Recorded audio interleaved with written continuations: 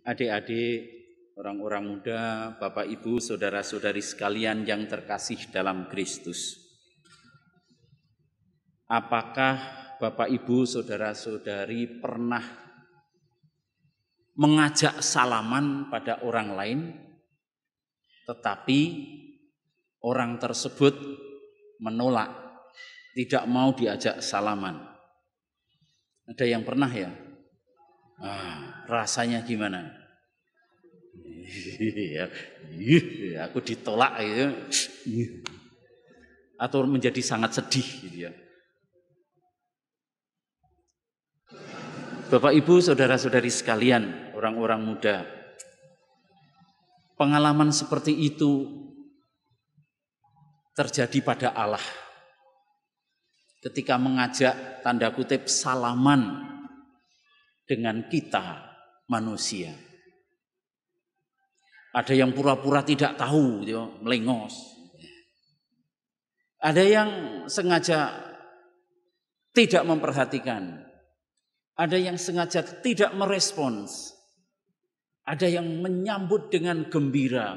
Bahkan tidak hanya sekedar salaman, Gusti Allah ditubruk gitu saja ya. Nah, itu pengalaman-pengalaman yang berbeda.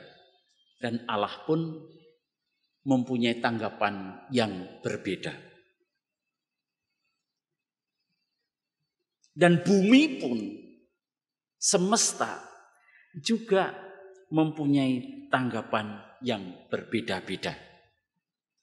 Dan disinilah tangkapan-tangkapan dan tanggapan-tanggapan kita pada kasih karunia Allah ini akan membentuk sejarah perjalanan jiwa kita masing-masing. Tetapi perjalanan itu bukan sebuah perjalanan seorang diri, tetapi adalah perjalanan kita bersama-sama sebagai umat manusia.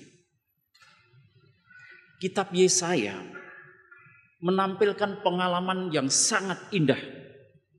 Dan inilah warta gembira yang sudah dibaca oleh Nabi Yesaya. Dan nanti kita tanggapi. Di sana kita melihat bagaimana Yesaya mewartakan apa yang telah disampaikan Allah seperti tangan yang diulurkan untuk salaman. Saya baca. Bangsa yang berjalan di dalam kegelapan telah melihat terang yang besar, terang yang bersinar atas mereka yang diam di negeri kekelaman. Engkau ya Tuhan telah banyak menimbulkan sorak-sorai dan sukacita yang besar.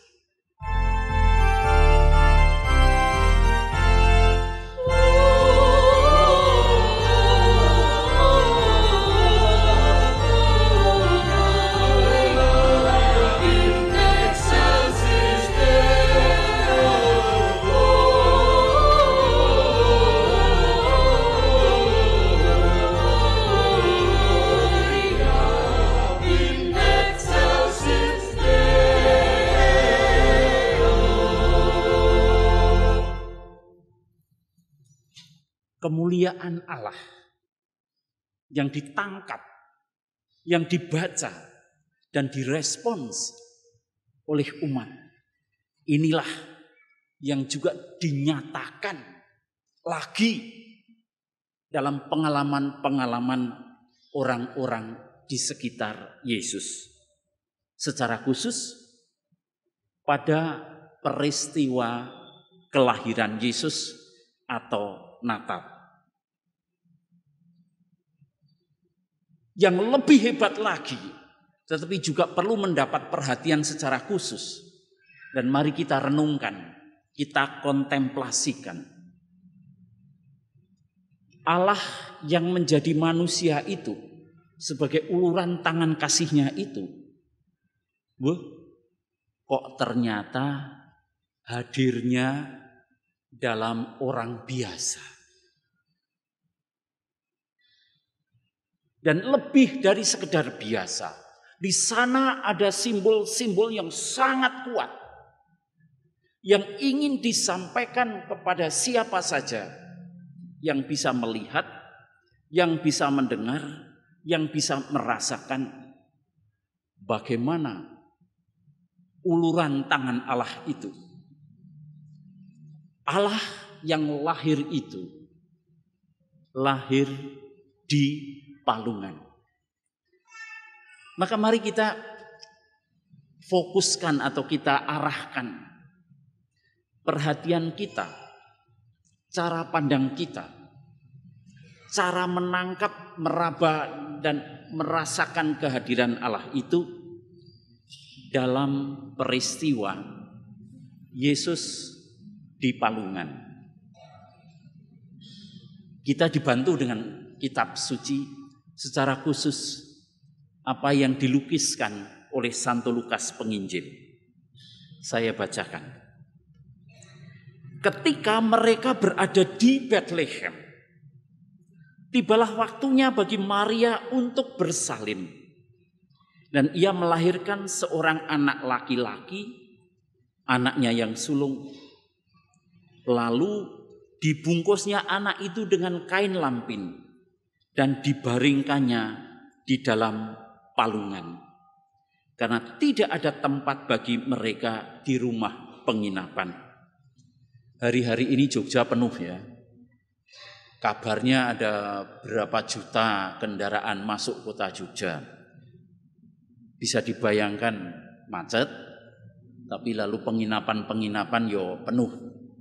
Saya yang pasturan tidak punya kamar banyak ya, tadi bisa untuk guest house gitu ya.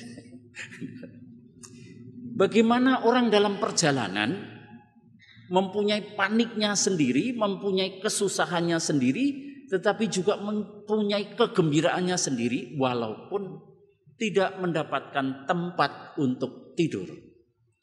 Tetapi yang dialami Maria bisa menimbulkan peristiwa yang sangat lain karena peristiwa harus melahirkan. Dalam kelahiran yang seperti itu, Palungan menampilkan kepada kita semua ajaan Allah agar nanti kita tersambung dengan peristiwa salib Yesus dan tersambung dengan altar Ekaristi kita bersama. Maka peristiwa Palungan menjadi luar biasa penting untuk kita pandang dan untuk kita cecap maknanya. Saya lanjutkan. Hari ini telah lahir bagimu juru selamat, yaitu Kristus, Tuhan, di kota Daud. Inilah tandanya bagimu. Inilah tandanya bagimu. Kamu akan menjumpai seorang bayi dibungkus dengan kain lampin dan terbaring di dalam palungan.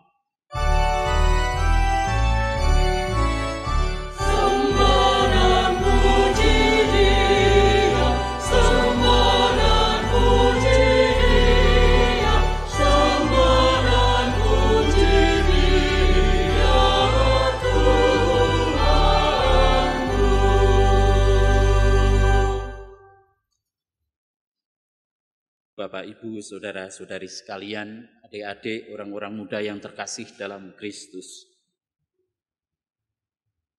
Di hadapan palungan ini, marilah kita arahkan perhatian kita. Santo Lukas menyebutnya 2 kali. Palungan dan bayi yang dibungkus dengan lampin. Mengapa palungan menjadi penting? Mengapa palungan sambung dengan salib? Mengapa palungan sambung dengan Ekaristi yang kita rayakan? Palungan adalah tempat, entah dibuat dari batu, entah dibuat dari kayu, sebagai tempat untuk meletakkan rumput, jerami, atau apa yang daun-daun yang lain yang disediakan oleh gembala atau peternak bagi kawanan ternaknya. Simbol ini memang simbol peternak dan petani. Mungkin untuk adik-adik dalam zaman yang sekarang agak kesulitan menemukan simbol-simbol ini, tetapi tidak apa-apa. Mengapa Allah memakai tangan Maria dan Yusuf menempatkan bayi yang baru lahir dan lemah ini di palungan? Persis di sini kita temukan palungan sebagai tempat makanan bagi ternak. Allah ingin menyatakan bahwa Allah yang menjadi manusia itu adalah makanan bagi orang-orang yang mengakui dirinya sebagai domba-domba Allah. Dan itulah undangan dari Allah agar kita makan sabda Tuhan, agar kita makan Yesus sendiri. Itulah sambungannya dengan Ekaristi. Itulah sambungannya dengan Yesus yang wafat dan bangkit, yang disalib. Palungan adalah penyataan kehadiran Allah yang sudah sangat tajam untuk disampaikan kepada umatnya. Palungan itu adalah simbol atau tempat kesederhanaan. Tetapi di sanalah sumber kekuatan kehidupan diberikan oleh Tuhan. Maka dengan melihat, dengan merenungkan palungan, kita juga diajak untuk ambil bagian dalam hidup Yesus. Merayakan Natal lebih dari sekedar membuat dekorasi Christmas yang indah. Ya, itu penting itu. Keindahan itu penting. Dekorasi yang bagus penting. Tetapi yang akan dilalui melampaui hiasan-hiasan itu adalah ajaan agar kita menemukan tawaran yang diberikan Allah dalam Tuhan Yesus ialah dirinya sendiri. Dan itulah Yesus yang disalib, Yesus yang mati, Yesus yang bangkit, dan Yesus yang kita makan dalam Ekaristi. Maka memandang palungan dalam Ekaristi adalah peristiwa yang luar biasa penting untuk kita. Kita syukuri itu. Keselamatan yang datang dari Allah adalah hidup Yesus yang diberikan kepada semua yang mau makan. Semua yang mau selamat, semua yang mau hidup, datang makanlah Yesus. Lalu jalan. Bagaimana dengan orang yang tidak mau datang? Ya urusan dia. Sudah diberi jalan, diberi kebenaran, diberi kehidupan, mau enggak? Yang mau, ayo. Sekarang dan di sini, itulah kita mengikutinya dalam Ekaristi. Maka Bapak Ibu saudara-saudari sekalian, adik-adik orang-orang muda, menyambut tubuh Kristus dalam Ekaristi adalah sebuah ungkapan lebih dalam dari sekedar kita mengenangkan dan menghadap Yesus di palungan, tetapi mengingatkan kita kembali bahwa kita makan sebagaimana domba makan rumputan yang diletakkan di palungan. kita menerima Yesus dalam altar Ekaristi kita. Tetapi panggilan itu tidak berhenti, melainkan panggilan ini menjadi nyata, menantang, menuntut kita semua untuk melakukan seperti yang dibuat oleh Yesus, yaitu keberanian, kesiapan, sedia untuk menjadi tanda kutip makanan bagi orang-orang di sekitar kita. Menjadi sumber kekuatan, menjadi energi yang menghidupkan. Dan itulah panggilan kita semua. Suami memberikan hidupnya pada istri dan anak-anak. Istri memberikan hidupnya pada suami dan anak-anak. Dalam kesetiaan inilah palungan menjadi sumber kekuatan Bapak Ibu saudara-saudari sekalian. Bagi keluarga-keluarga atau relasi-relasi yang sedang dalam goncang atau krisis, jangan lupa datanglah ke palungan. Itulah hidup. Itulah sumber kekuatan. Dan itulah sambung dengan Ekaristi kita. Ketika kita memberikan hidup kita kepada orang-orang di sekitar kita, kita ambil bagian dari altar Ekaristi ini menjadi kekuatan hidup orang-orang yang menerima cinta kita. Terpujilah Allah kini dan selama-lamanya.